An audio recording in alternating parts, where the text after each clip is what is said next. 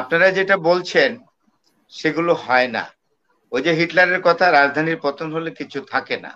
যারা ঝুটিকা মিছিল করছেন, তারপরে হঠাৎ হঠাৎ করে মিছিল করে জানান দিচ্ছেন আমরা আছি, কিন্তু তাদের নেতারা কোথায়? অনেক আজকে তো দেখলাম যে কত মানে 15 না 16 জনকে কোর্টে হাজির করেছেন, আমি ফেসবুকে দেখলাম। তো অনেকেই তো আছেন এখানে, তাদের মধ্যে কেউ কেউ মন্ত্রী আছেন, তারা তো আদালতে যাচ্ছেন, হাজিরা দিচ্ছেন। তাইলে অন্যরা চলে গেলেন কেন? যে বক্তব্যটা উনি রাখলেন, আমি ওনাকে অনেক ধন্যবাদ দিই এবং দিল থেকে মোবারকবাদ জানাচ্ছি, মন থেকে, যে উনি একদম নিরপেক্ষতার শীর্ষে উঠে বক্তব্যটা দিয়েছেন। আক্তার ভাইও আমার জানা মতে, আমার অভিজ্ঞতা মতে, কারো মুখ চেয়ে মুগের ডাল বাড়েন না পাতের মধ্যে, ডাইরেক্ট কথা শুনিয়ে দেন। তাইলে আমি কি কোনো মন্দ কথা বললাম? আওয়ামী লীগ দিন দিন বৃদ্ধি পাচ্ছে, মিটিং হচ্ছে, তারপরে অনলাইনে মিটিং হচ্ছে, সবই শুনলাম। আমি কিন্তু এই রাজধানীতে থাকি। হিটলার বলেছিলেন, হিটলার যখন যখন বার্লিন শহর ঘেরাও করে ফেললো আপনার রাশিয়ান লাল ফৌজ, যেটা আমাদের মামুন ভাই সেই কমিউনিস্টদের ইতিহাস আমার চেয়ে অনেক বেটার জানেন। তো তখন তার যে বড় বড় বাঘা বাঘা জেনারেল, যারা field marshal Goering, field marshal kettle, field marshal যত সব আছে, সবাই গিয়ে বললেন যে ফোরার, আপনাকে একটা জায়গায় আমরা নিয়ে যাব, সেখান থেকে আমরা আবার যুদ্ধ শুরু করব। তো হিটলার বলেছিলেন যে কি অবস্থা, বার্লিনের কতটুকু কাছাকাছি এসছে, যে রাশিয়ান ফোর্স কতটুকুন কাছাকাছি আসছে, বার্লিনের দ্বার প্রান্তে এসে গেছে। তখন হিটলার বলছিলেন যে আমি ধরে নিতে পারি যে রাজধানীর পতন হলো, বার্লিনের পতন হয়েছে। শোনো আমার জেনারেলরা, রাজধানীর পতন হলে কিছু থাকে না। তো আমি যেহেতু রাজধানীতে থাকি, আর আমার গাড়িটারিও নাই, আমি একজন নিতান্তই সাধারণ গোছের মানুষ। আমি ঢাকা শহরের ফুটপাত দিয়ে হাঁটি দিনের একটা সময়ে। তো ফুটপাতে যারা হাঁটে তারা কিন্তু রাজনীতি বলেন বা মানুষের মনোজগৎ বলেন, গ্রাউন্ড লেভেল থেকে বোঝার তাদের ক্ষমতা বেশি থাকে, সুযোগটা বেশি থাকে। আমি তো আর কালো গ্লাস পরা গাড়িতে সাই সাই করে রাস্তা পার হয়ে যাই না। আমি রাস্তা দিয়ে হাঁটি, সেখানে চায়ের টং আছে, ছোট ছোট দোকানগুলো আছে, সেখানে মানুষের জটলা আছে, তারা কি বলেন, তাদের সেন্টিমেন্ট কি, সেগুলো খুব কাছে থেকে দেখার সুযোগ, সৌভাগ্য এবং তাদের বক্তব্যগুলো শোনার আমার সুযোগ হয়। আমি নিজে বাজার করি এবং মোহাম্মদপুর টাউন হল কাঁচা বাজারটা অনেক বড়, সেখানে যাই, সেখানে নারী পুরুষরা বাজার করেন, তাদের বক্তব্য শুনি। তো পলিটিক্স কিন্তু সব জায়গায় থাকে, বাজারে থাকে, হাটে থাকে, সব ঘাটে থাকে, সব জায়গায় থাকে। তো সুতরাং এই জায়গা থেকে আমি যেটা বলবো, যে আপনারা যেটা বলছেন সেগুলো হয় না। ওই যে হিটলারের কথা, রাজধানীর পতন হলে কিছু থাকে না। যারা ঝুটিকা মিছিল করছেন, তারপরে হঠাৎ হঠাৎ করে মিছিল করে জানান দিচ্ছেন আমরা আছি, কিন্তু তাদের নেতারা কোথায়? আমি একটা প্রশ্ন সোজা করতে চাই, নেতা ছাড়া তো হয় না। আপনি যুদ্ধে নামবেন, কমান্ডিং অফিসার কোথায়? আপনার কমান্ডিং, আমাদের মেজর আক্তার ভাই তো ডিফেন্সের লোক, he has a very unique experience, military experience, এবং বীর মুক্তিযোদ্ধা, ময়দানে থেকে যুদ্ধে লড়েছেন তো, and he was being commanded by his commander in the battlefield. তো সেখানে যারা ঝটিকা মিছিল করতেছে আওয়ামী লীগের লোকজন, তাদের নেতারা কোথায়? তাদের নেতাদের ঠিকানা পাত্তা কাহা? আমি জানতে চাই তাদের পাত্তা কাহা। আমি তো জানি যে তারা বিদেশের মাটিতে আছেন, এবং এখন যে খবর পাই খুব কষ্ট লাগে। বিভিন্ন পত্রপত্রিকায় আসে তারা বিলাসবহুল অবস্থায় আছেন। যখন এই কথাগুলো শুনি তখন নিজের মাথার মধ্যে হাতুড়ি পিটায় কে যেন। তাহলে কোন আশায় ঝটিকা মিছিল করছে, কোন আশায় আবার গ্রেফতারও হচ্ছে নিজেরা? আমি মানুষের তো আসলে কি বলবো, মানুষের আশাও বিচিত্র, পিকুলিয়ার হোপ। আমি তো বুঝি না, নেতৃত্বহীন যে মানুষগুলো মিছিল করে তাদের অনেকেই আছে দুবেলা খেতেও পায় না, তাদের 3 বেলা খাওয়ার সংস্থান নাই, তাদের কোনো বাড়িঘরও সেরকম ভাবে নাই। তো যারা ঝটিকা মিছিল করেন তাদের তো কোনো নেতা নাই সামনে।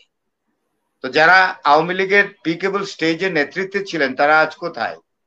আমি কষ্ট নিয়ে কথাটা বলছি। তো আমি এই ধরনের ইউটোপিয়া এবং হাইপোথেটিক্যাল বিষয়ে কিন্তু আমি বিশ্বাসী না। আমি অত্যন্ত চরম বাস্তববাদী মানুষ। বললাম না যে ফুটপাতে হাঁটা মানুষ। আমি এলিট শ্রেণীর নই, আমি প্রলেতারিয়েট স্টাডি, আমি সাধারণ মানুষের ভিড়ের মধ্যে জীবনকে দেখি। তো সেখানে যারা জটিকা মিছিল করেন, হঠাৎ হঠাৎ মিছিল করেন, এইগুলোর মূল্য আমার কাছে খুব একটা নাই। তারা, আমি তো মনে করি আক্তার ভাই এবং মামুন ভাই আমার সাথে একমত হবেন কিনা। মামলা চলছে, তারা ফেস করলেন না কেন মামলা? আমার কথা হলো মামলা আমার নামে হইতে পারে, হাসিনা আপা, মামলা আমার নামে হতে পারে। আমি কেন রাতের অন্ধকারে বর্ডার অতিক্রম করে চলে যাব? আমি ফেস করব, আমি জেল খাটবো।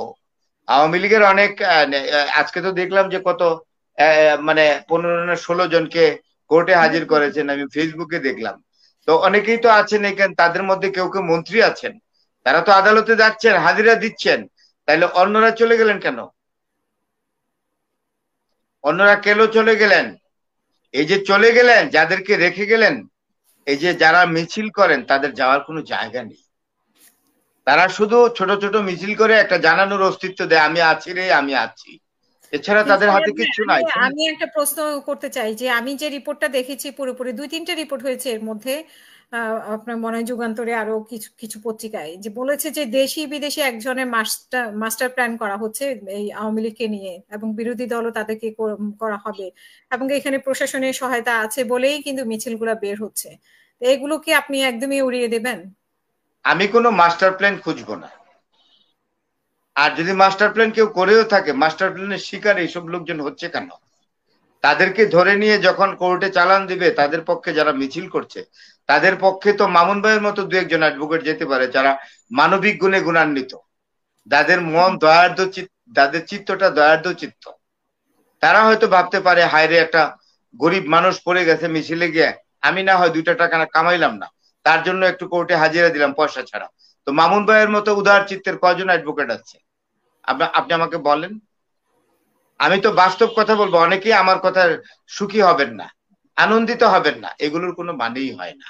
শোনেন, এই ছোট ছোট মিছিল বিন্দু বিন্দু জল, এই বিন্দু বিন্দু জল একত্রিত হয়ে মহাসাগরে রূপান্তরিত করতে যে সময় লাগবে, আমার জীবন প্রতি এতদিন থাকবে না। আমি 60 মানুষ হয়ে গেছি। ওই ছোট ছোট মিছিল হলো বিন্দু বিন্দু জল, সেগুলো একত্রিত হয়ে বিশাল মহিরু হয়ে বঙ্গোপসাগর বা প্রশান্ত মহাসাগরের রূপ ধারণ করতে করতে আমার কবরের উপর দিয়ে বাতাস প্রবাহিত হবে। আমরা তো বুঝি, বয়স হয়েছে তো, অভিজ্ঞতা হয়েছে না, 34 বছরের শিক্ষকতা জীবন আমার। আমি তো কমিউনিটি ডিল করি, মামুন ভাইদের মতো, আমাদের ইয়া ভাইদের, মেজর আক্তার ভাইয়ের মতো। মেজর আক্তার ভাই season politician and military person, আমাদের মামুন ভাই জনপ্রতিনিধি এবং উকিল, আমি একজন শিক্ষক। আমি কিন্তু মানুষ নিয়ে ডিল করি ওনাদের মতোই। তো আমরা কমিউনিটির বাইরে না। যারা চলে গেলেন কেন, বড় বড় স্টলওয়ার্ট লিডাররা, তারা চলে গেলেন কেন? তাদের একটু বিবেকে বাধে নাই যে আমার লক্ষ লক্ষ কর্মীগুলাকে এখানে রেখে গেছি, তাদের উপায় কি? এই যে যারা এই দেশে থেকে গেছে, যারা মানে এখানে অবস্থান করছে, তাদের তো কোনো যাওয়ার জায়গা নেই, সামর্থ্য নাই। তারা কি আগরতলা, ত্রিপুরা, তারপরে মানে কলকাতা বা আসামের গুয়াহাটিতে গিয়ে তারা কি কোনোদিন 5 দিন 10 দিন হোটেল ভাড়া দিয়ে থাকার ক্ষমতা হতো না? তারা থেকে গেছে, যাদের সামর্থ্য আছে তারা পার হয়ে গেছে, সব চলে গেছে। এটা তো বাস্তবতা, এটা সত্যি। এটাকে আক্তার ভাই অস্বীকার করতে পারবেন না? আমার মামুন ভাই অস্বীকার করতে পারবেন? আক্তার ভাই এবং মামুন ভাই কিন্তু এবং বিবেকের মানদণ্ডে কথা বলেন। এবং মামুন ভাই আজকে যে বক্তব্যটা উনি রাখলেন, আমি ওনাকে অনেক ধন্যবাদ দিই এবং দিল থেকে মোবারকবাদ জানাচ্ছি, মন থেকে, যে উনি একদম নিরপেক্ষতার শীর্ষে উঠে বক্তব্যটা দিয়েছেন। আক্তার ভাইও আমার জানা মতে, আমার অভিজ্ঞতা মতে, কারো মুখ চেয়ে মুগের ডাল বাড়েন না পাতের মধ্যে, ডাইরেক্ট কথা শুনিয়ে দেন। তাইলে আমি কি কোনো মন্দ কথা বললাম? আমি আক্তার ভাইয়ের লিডার মারলাম যে আমার একটা লিডার আছে, আমার তো একটা লিডার আছে, আমি বিপদগ্রস্ত হব না, আমাকে কেউ বিপদে ফেলবে না। কোনো দুর্যোগ আসলে আমার সে আক্তার ভাই যদি রাতের অন্ধকারে বর্ডার পার হয়ে চলে যায় অর্থবিত্ত নিয়ে, আমি তখন আকাশের দিকে তাকিয়ে বিলাপ করা ছাড়া আমার কি কোনো উপায় আছে? তো যারা এই ধরনের অতিকথন বলেন, আওয়ামী লীগ ইয়ে হয়ে গেছে, গরম হয়ে গেছে, একত্রিত হয়ে গেছে, বিন্দু থেকে সিন্ধু হয়ে যাবে, আমি বললাম না যে আমি বাস্তববাদী। জীবনের প্রায় বিকেল বেলায় চলে এসছি, তো অভিজ্ঞতা তো হয়েছে বয়সের দিক থেকে হলেও, লেখাপড়া খুব একটা হয়তো ভালো জানি না, কিন্তু জীবনের পরিধি অনুযায়ী একটা অভিজ্ঞতা হয় সে অভিজ্ঞতার আলোকেই বলছি, আমি এইসব নিয়ে আবেগে আপ্লুত হওয়ার লোক অন্তত আমি ফরহাদ হোসেন নই, আমি না। মুক্তিযুদ্ধে আমার মা শহীদ হয়েছে, অনেক কষ্ট আছে, আমার বাড়িটা দুবার লুট করা হয়েছে, আমার পিতা পুরা মুক্তিযুদ্ধে একদম আগরতলা বাংলাদেশ করেছেন। আমরা ছোট মানুষ তখন, এবং অত্যন্ত অত্যন্ত দুর্যোগের দিন কাটিয়ে এসছি, কষ্ট লাগে। কারা আওয়ামী লীগ করেছেন এতদিন, তাদের কয়জন জীবনকে বাজি রেখেছেন, তাদের কয়জন বড় ধরনের ক্ষতির সম্মুখীন হয়েছেন,